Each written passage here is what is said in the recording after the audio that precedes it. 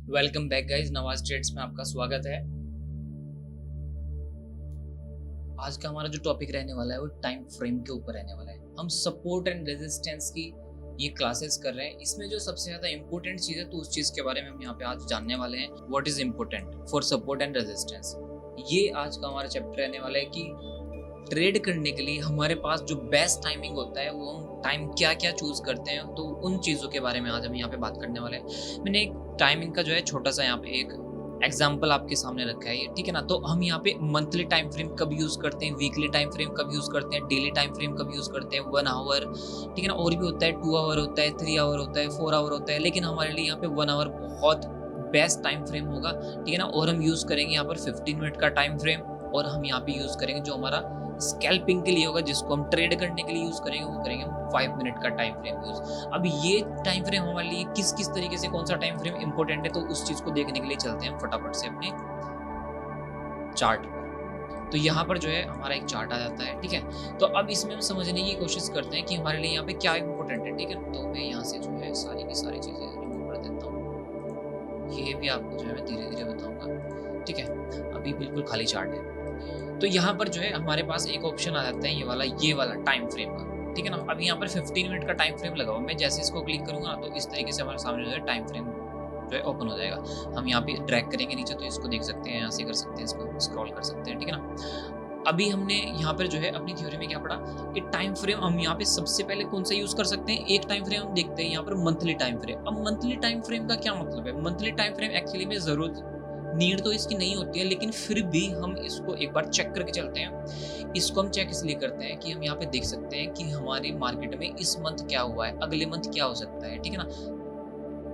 हम जितना बड़ा भी टाइम फ्रेम का यूज करेंगे उतनी ज्यादा एक्यूरेसी जो है हमें मार्केट में अपनी दिख जाएगी, या जो है हमारा माइंडसेट जो है उतनी ज्यादा एक्यूरेसी का बन जाएगा, स्ट्रॉन्ग बन जाएगा। तो हम यहाँ पे मंथली चार्ट टाइम फ्रेम पे जो है क्लिक करते हैं। जैसे मैं मंथली टाइम फ्रेम पे क्लिक करूंगा तो यहाँ पर आपके सामने जो है ये कैंडल्स बन के आते हैं कि मंथ की, ठीक है ना। ये हर एक कैंडल जो है एक मंथ की है, चाहे आपको बिल्कुल पिद्दी सी दिखाई दे रही हो ये, और चाहे आपको ये बहुत बड़ी दिखाई दे रही हो। ये सारी की सारी जो कैंडल्स है ये पूरे के पूरे एक मंथ की है। अभी यहाँ पर देखो ये वाली जो कैंडल चल रही है हमारी, ठीक है ना। अब इसमें नीचे आ रहा है 1 अप्रैल से स्टार्ट है ये, ठीक है ना। तो इसको हम समझने की कोशिश करते हैं कि हम यहाँ पर कैसे काम कर सकते हैं, ठीक है ना। तो इनका मतलब होता है यहाँ पर, तो इनका मतलब यहाँ पर ये होता है कि जैसे कि यहाँ पर एक कैंडल ये वाली फॉर्म हुई।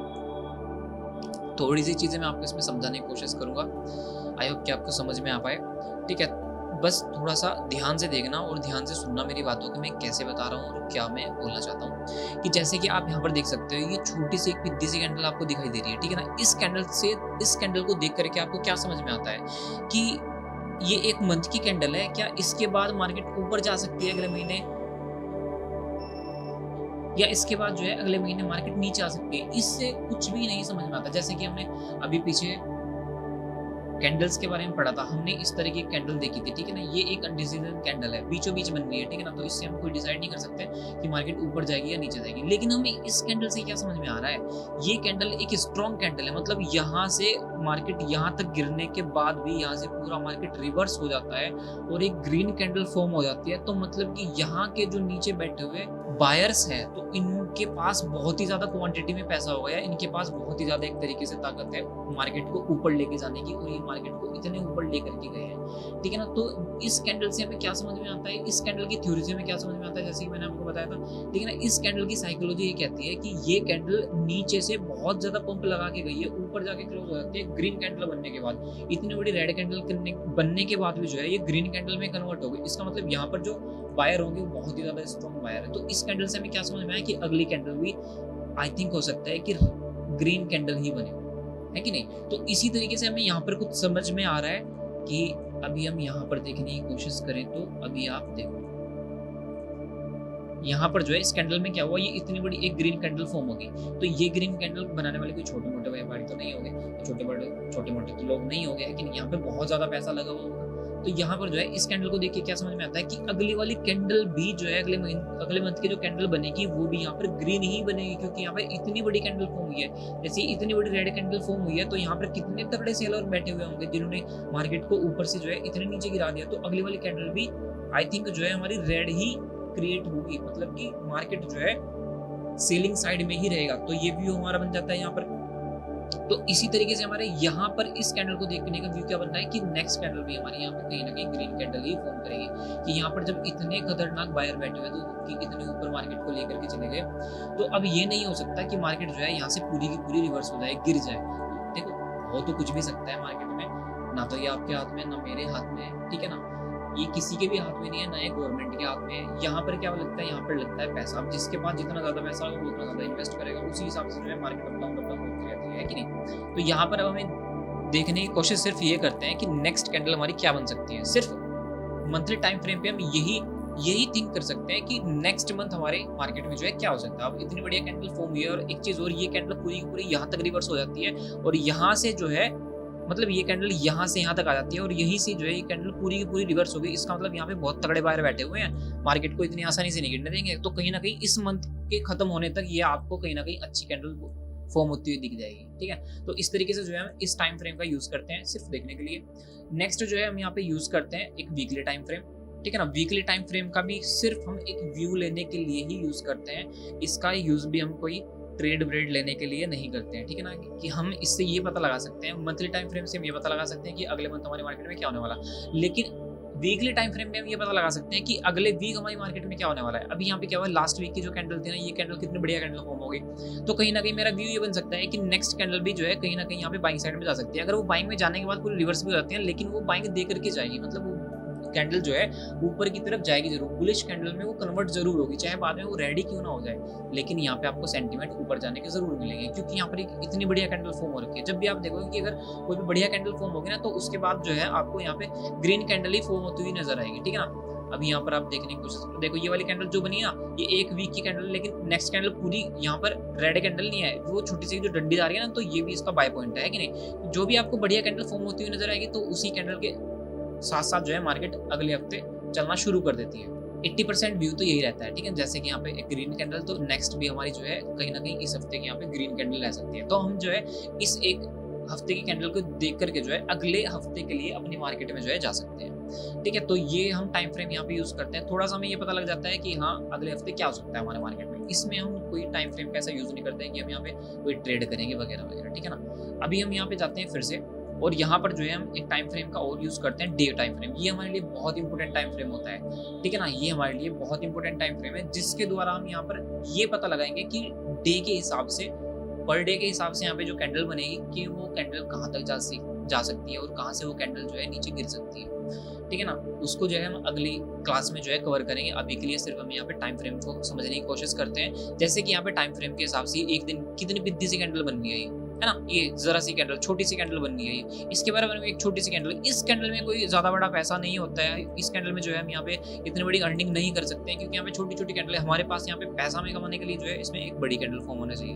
बड़ी कैंडल फॉर्म, क्योंकि यहाँ पर क्या होता है साइड वेज मूवमेंट आने स्टार्ट होते हैं, ना तो मार्केट ऊपर जा पाती है ना मार्केट नीचे आ पाती है। तो जो है हम डे के टाइम फ्रेम से हम ये देख सकते हैं कि हम कल के लिए कैसे ट्रेड करें। जैसे कि हमारे पास ये एक बड़ी कैंडल फॉर्म हुई यहाँ पर, एक सेकंड, जैसे कि हमारे पास यहाँ पर एक बहुत बड़ी कैंडल, एक बढ़िया प्यारी सी कैंडल ये फॉर्म हुई है, तो इसके बेस पे जो है मैं जा सकता हूँ कि कल के दिन मुझे यहाँ पर जो है बाइंग साइड में जाना चाहिए। कल के दिन जो है मुझे यहाँ पे कहीं ना कहीं हमारी मार्केट में जो है तेजी नजर आ सकती है, और वही तेजी हमें यहाँ पे देखने के लिए मिल गई। यहाँ पर जो है ये भी ठीक ठाक कैंडल बनी है, तो इसके साथ साथ मुझे इस वाली कैंडल में भी तेजी देखने के लिए मिली, लेकिन ये कैंडल छोटी सी की फॉर्म हो गई। अगर ये कैंडल इस कैंडल को नहीं निकाल पाती है, तो कहीं ना कहीं यहाँ पे तेजी होने के भी संकेत नहीं है, या तो ये नीचे निकाले या ऊपर निकाले, मतलब कहीं ना कहीं तेजी आने के लिए जो है आज के दिन मार्केट जो है चलनी चाहिए, बढ़िया बुलिश कैंडल बनानी चाहिए, बढ़िया बियरिश कैंडल बनानी चाहिए, तभी मार्केट में अगले दिन तेजी मिलेगी। तो हम जो है यहाँ पर इन कैंडल्स को देख करके ये समझ सकते हैं कि हम कल के दिन कैसे ट्रेड कर सकते हैं, ठीक है ना। रेजिस्टेंस सपोर्ट को हम मार्क करना सीखेंगे अगले वाली वीडियो में, आज के लिए सिर्फ हम यही देख रहे हैं। उसके बाद जो है हमारे पास आता है एक टाइम फ्रेम, 1 आवर का टाइम फ्रेम, ये वाला 1 आवर टाइम फ्रेम को हम यूज करते हैं स्ट्रॉन्ग सपोर्ट और स्ट्रॉन्ग रेजिस्टेंस बनाने के लिए।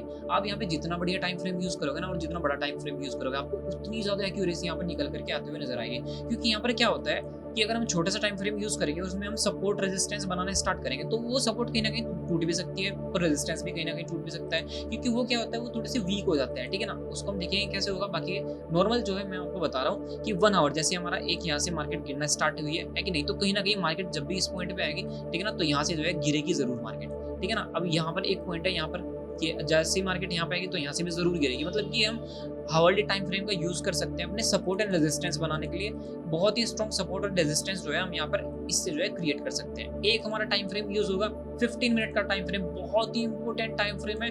इसके द्वारा जो है हम कल की मार्केट में सपोर्ट एंड रेजिस्टेंस बनाने के बाद आज की मार्केट में जो है हम ट्रेड कर सकते हैं, ठीक है ना। इस टाइम फ्रेम का हम यूज करेंगे सपोर्ट एंड रेजिस्टेंस बनाने के लिए कि अगर यहाँ पर मेरी ये एक दिन की, आज सपोज दैट कि ये मेरी आज की मेरी जो है आज की मार्केट चल रही है, तो इस मार्केट के बेस पे जो है ना मैं कल के ये सपोर्ट एंड रेजिस्टेंस जो है मार्क कर सकता हूँ। यहाँ से ऐसे मार्क कर सकता हूँ, मैं ऐसे मार्क कर सकता हूँ, ठीक है ना, ऐसे मार्क कर सकता हूँ। तो मैं इसके बेस पे जो है ना कहीं मैं यहाँ पे एक ट्रेड एग्जीक्यूट कर सकता हूँ, ठीक है ना। 15 मिनट का टाइम फ्रेम बहुत ही इंपॉर्टेंट टाइम फ्रेम होता है, बहुत ही इंपॉर्टेंट टाइम फ्रेम होता है। तो इसका हम बहुत ज़्यादा यूज़ करने वाले हैं कल की वीडियो में या नेक्स्ट वीडियो में, ठीक है ना। और एक हमारे पास टाइम फ्रेम होता है 5 minute time frame. 5 minute time frame को जो है हम यूज़ करते हैं नॉर्मली ट्रेड लेने के लिए। कोई भी ट्रेड जब भी हमें एग्जीक्यूट करनी होती है, जब भी हमें कोई ट्रेड लेनी होती है, तो हम यहाँ पे 5 मिनट के टाइम फ्रेम का यूज़ करते हैं, ठीक है ना। यहाँ पर जितनी भी कैंडल्स अब आपको ये चलती हुई नजर आ रही है, वो सब की सब यहाँ पे 5 मिनट के टाइम फ्रेम की कैंडल्स है, ठीक है ना। देखो यहाँ पे 5 मिनट के टाइम फ्रेम पे इतनी बड़ी कैंडल बनती है, इतनी छोटी सी भी कैंडल बनती है, इतनी बड़ी कैंडल भी फॉर्म हो जाती है, ठीक है ना। तो हम इन कैंडल्स को कैसे पकड़ेंगे, कैसे हम इसको सपोर्ट रेजिस्टेंस बनाएंगे, कैसे हम इसको